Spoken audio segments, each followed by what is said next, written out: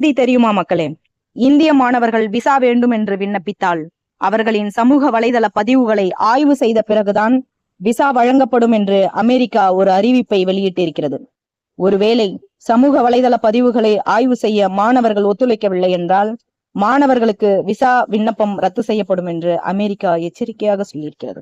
ஏன் இப்படி அமெரிக்கா சொன்னார்கள் என்றால், அமெரிக்காவில் இஸ்ரேல் ஈரான் போர் குறித்து மாணவர்கள் அமெரிக்கா பல்கலைக்கழகங்களில் போராட்டங்களை நிகழ்த்தினார்கள். அது மட்டுமல்லாமல் பல மக்கள் பிரச்சனைகளுக்கு மாணவர்கள் தன்னெழுச்சியாக போராட்டங்களை நிகழ்த்தினார்கள். அதனால் மாணவர்கள் போராட்டத்தை ஒடுக்குவதற்காக படிக்க அமெரிக்கா வந்தால் போராட்டங்களை செய்யக்கூடாது என்று மாணவர்களை அச்சுறுத்தும் வகையில் இந்த அறிவிப்பை வெளியிட்டிருக்கிறது அமெரிக்க அரசு.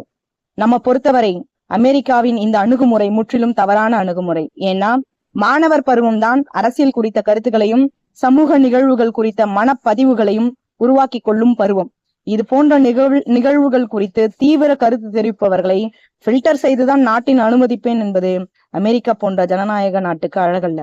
என்னை பொறுத்தவரை இந்த போக்கு வலதுசாரி அரசியலும் முதலாளித்துவத்துக்குடான அரசியல் கூட்டும் உலகை ஆளும் காலமாக தெரிகிறது.